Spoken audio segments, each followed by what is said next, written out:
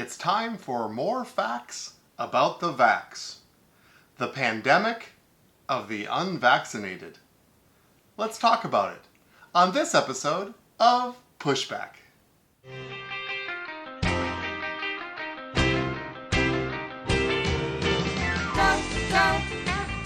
Go, Jonny, go, go. Go, Jonny, go, go. Go, Jonny, go, go. If you're concerned about the direction our culture is heading, then maybe it's time to push back.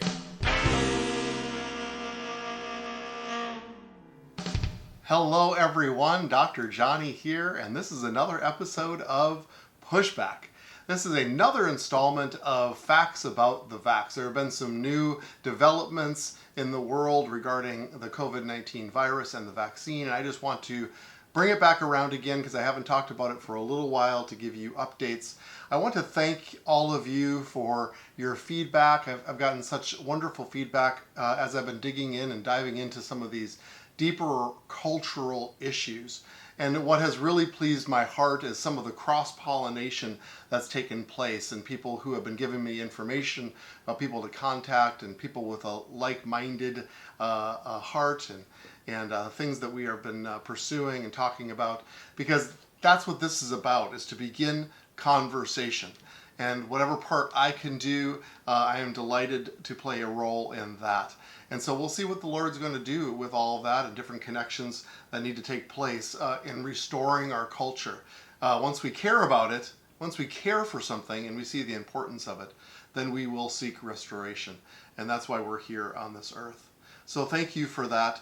As I dig back into vaccination, I want to make this abundantly clear right from the very beginning that I do not support mandatory vaccinations. I want to be very clear and say it over and over again that I don't support that. I do support, however, informed decisions.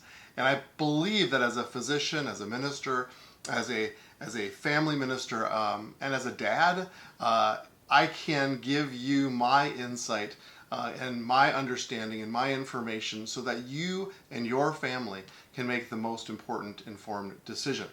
So I do support, however, businesses, schools, colleges mandating vaccines. They have every right to do that to try to help keep their population safe. I do not support mandatory vaccination across the board.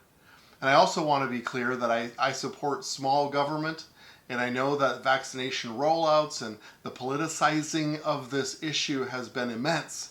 Anything but small government. I appreciate that. I do support small government. But this was an unprecedented case that required a national rollout and a national movement.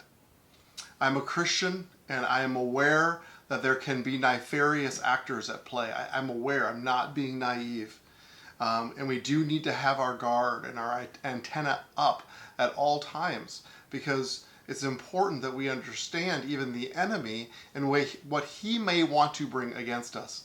So I'm not being naive. I'm not burying my head in the sand against some of those kind of things.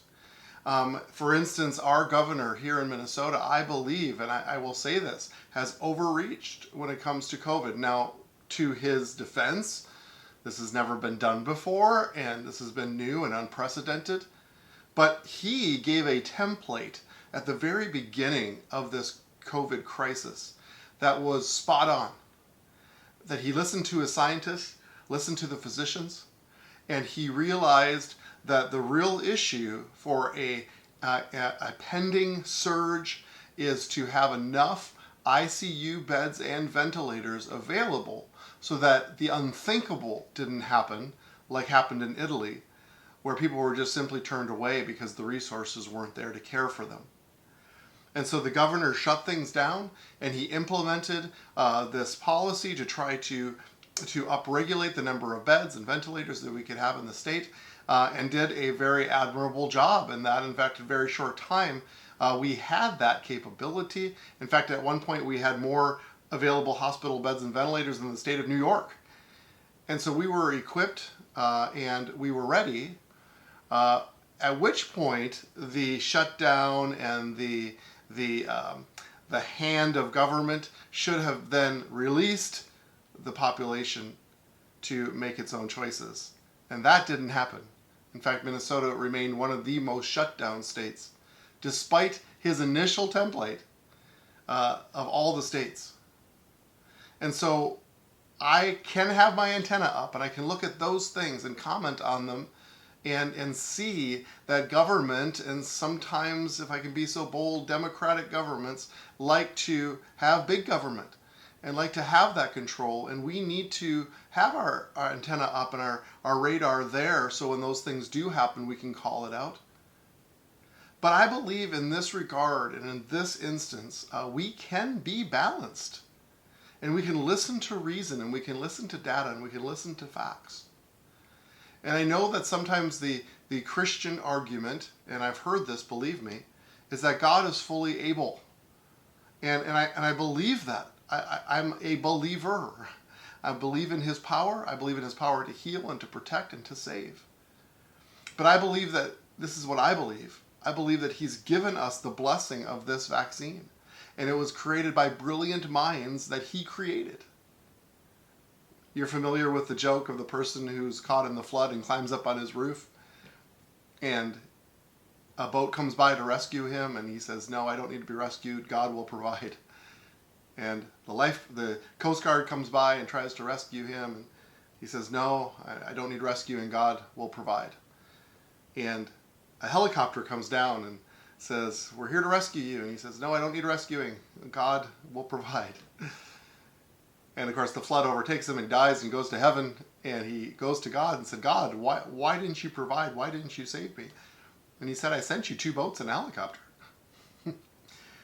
This is a poignant story about how God does intervene even on human behalf, on humans' behalf in a human way.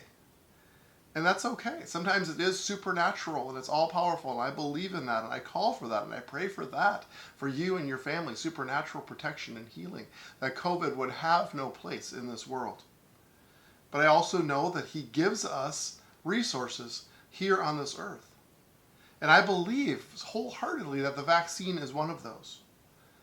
And we have to keep in mind that the vaccine was championed and created and pushed forward by a conservative president.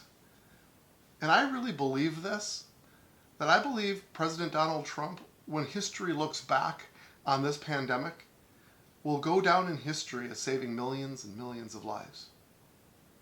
What he did and the speed in which he organized it not only saved American lives, but saved lives of humanity across the globe. And I really believe that he deserves credit.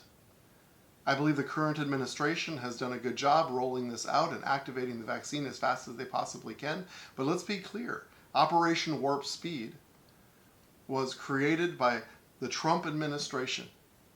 And I believe that the degree of effectiveness and the degree of which things have changed since the vaccine has come out is testimony to what he did for our nation and for the world. And I hope, despite the ability of the media to transform the truth, I said that very nicely, didn't I? Despite their ability to transform the truth, I believe that Donald Trump will be seen as one who was a champion of humanity. Now, I have been floored and sometimes bewildered, to be honest with you, by the divisiveness that this vaccine has created in the Christian environment. I have the privilege of being friends with many pastors and rub elbows with them, and I have interviewed them very informally and probably without them knowing about their experience in dealing with COVID at their church. And I am telling you, to a person, it has been painful. It has been hard. And not only just the virus and perhaps losing some congregants or people that they've known or loved, but just the divisiveness and the anger and the misunderstanding that has taken place in their churches and between their church members. It's overwhelming and very saddening. And I believe that we need to be able to talk about this. And so I want you to know, my listeners, I'm not angry. I'm not mad. I'm not disappointed. I just want people to be informed and to know what is happening in this world from somebody I hope you can trust. Because I am fully in the kingdom and connected to heaven as a Christian man. But I'm also a physician trained and understanding in the science that is behind and what's driving not only the virus but the vaccine to treat the virus. So clearly there have been 4 groups of people that have sort of developed in response to vaccination. And the first one is those who will get the vaccine as soon as possible. They see it as an answer, they see it as a solution, and as soon as the vaccine is available, they were in line with their name on the charter to get the vaccine as soon as possible. There was a group of people who probably didn't really want to get it, was a little uncertain, but saw the severity of the problem, saw the importance of the problem in regards to their own lives and the loved ones around them, and so they went ahead and got the vaccine. And then there is the group of people that I would say are truly on the fence. And even at the time of listening to this podcast, you might still be adopting the, quote, wait and see, end quote, mentality. And as I've said on previous podcasts, that I respect that position. And I am speaking to you today with this podcast now that we've had the vaccine now rolled out for 6 to 7 months to give you some data on how it's doing and what its efficacy is. Then I do believe there's a group of people that will not get the vaccine no matter what I or anybody else says. And I respect that decision as well. I don't agree with it, but I respect it. So let's talk about what has been happening in this world over the last 6 to 7 months since these vaccines have rolled out. Well, there have been, this is kind of a staggering number, 3.4 billion doses given worldwide. That's a lot of vaccine. In the United States, 338 million doses have been given. And I'm doing this podcast shortly before I release it, so these are pretty up-to-date numbers. And in the United States, 50%, we are almost exactly at the mark of 50% have been fully vaccinated. That means the 2-dose vaccine or the vaccines that would just require 1 dose. So the way I look at this is that there's half of Americans that still could be convinced. And I think this is important because, as I've mentioned on prior podcasts, there's something called herd immunity. I'm sure many are familiar with this term now in light of a viral pandemic. But most studies would agree that you would need somewhere between 70 to 75% of the population vaccinated before we would achieve herd immunity. Now, we're already seeing an incredible benefit from the initial vaccination. But for the remainder of the population to be protected, we would probably need 70 to 75%. So that means that, roughly doing the math, we're only about 2/3 of the way there. And so the half of Americans still needing to be convinced, I ask you to listen to this podcast. I ask you to share this podcast with those so that we can have a informed discussion. I like to talk about my home state of Minnesota because it gives us a little bit of a snapshot state by state. Minnesota is a little bit ahead of other states in regards to vaccinations. We're almost 55% fully vaccinated. But the part that makes me really happy and encouraged is that over the 65-year-old population, 92% of Minnesotans have been fully vaccinated. That's a very encouraging number to me because remember, the average age of death, especially in Minnesota, but I believe this is nationwide as well, is about 84. So the elderly are the ones who are distinctly susceptible to this virus. And so for over the age of 65, 92% are fully vaccinated in Minnesota. That's amazing. And what we should expect to see is the death rates plummet and fall dramatically. And that is exactly what we've seen. Our percent positive COVID tests in Minnesota is down to 1.2%. So if you're a Minnesotan listening to this podcast, that is very encouraging news. Just for comparison's sake, last November and December, right before this vaccine was rolled out, we were right around 40 or somewhat over 40% positive. So we are down to 1.2% positive. I believe in my county, Todd County, we were down to about 0.4% positive. And as an ER physician, I actually haven't seen a positive COVID test now for quite some time, in several weeks. And so that's all very, very encouraging. What do we attribute that to? It's the vaccine. It's 100% attributable to the vaccine. So what about this vaccine? As you've heard about the high numbers of efficacy, when this vaccine was trialed, it was found to be 95% efficacy. Now, the word efficacy is different than the word effective. When we talk about efficacy, it's actually a term that's used under controlled conditions. So it's a laboratory finding. But for most vaccines to get approved, they usually like 50% efficacy to get approved. This one is 95% efficacy. That's amazing. So when you remove the controlled conditions and you give it to the general population, what have we found over the last 6 to 7 months is that it's 90% effective. When we say effective, that means actually in real world time, how is this vaccine working? And what that means is if you have 100 people and you give 100 people the vaccine, that 90 of them will have a substantially lower risk of getting COVID than the 100 who were not vaccinated.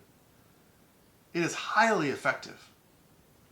We've been finding, I talked about variants, and you can go to my previous podcast entitled Various Variants to find out more about what's been going on there, but I do have an update in that regard as well. But the alpha and beta variants, which were the first two that had come out, this has been equally effective, 90% against the alpha and beta variants. So that's tremendous.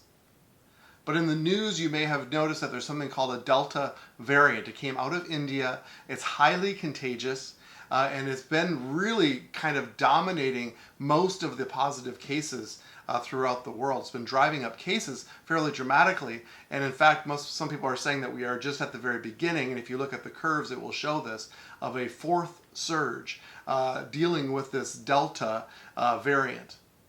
Now, you'll see headlines, and you need to be very wary of headlines because, excuse me, because remember, fear sells. And so there is going to be headlines such as this: concern that the vaccine not as effective for the Delta variant.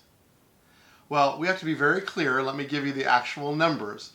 That the data showing the effectiveness of this current vaccine for the Delta virus is 88%.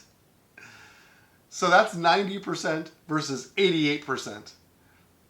And then the press says something like, not as effective for the Delta variant. Well, that I guess is true, but it's a 2% variation, and that's probably in the range of error of the study itself. So in summary, highly effective against the Delta variant. Highly effective. So I mentioned the fourth surge. But here's the deal with the fourth surge, is that it is happening only among the unvaccinated. And that's what we would predict to see. In fact, scientists are calling this now the pandemic of the unvaccinated.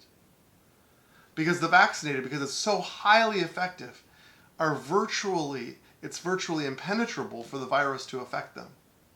So this fourth surge, now that we're seeing cases rise throughout the world, this is all in response to the Delta variant and those who are unvaccinated.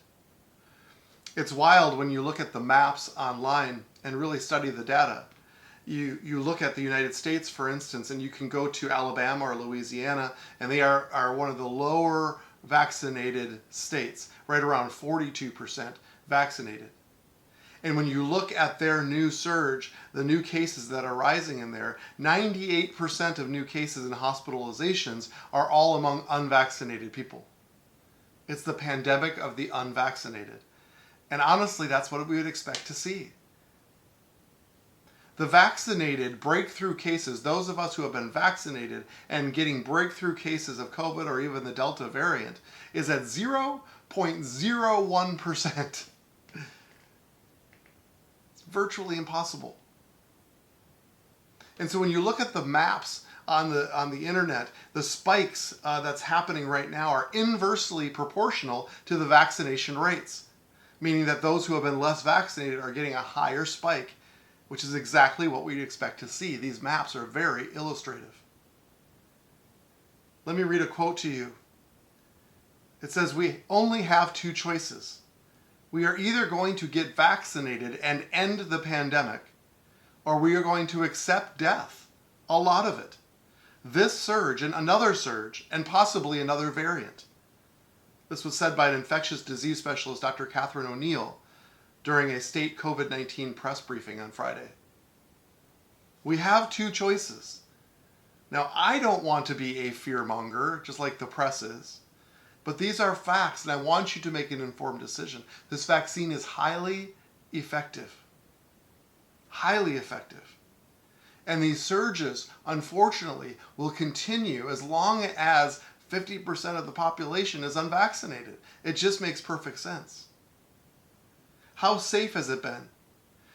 There has been no traceable deaths directly to the vaccine. We always have to be careful in ferreting out information.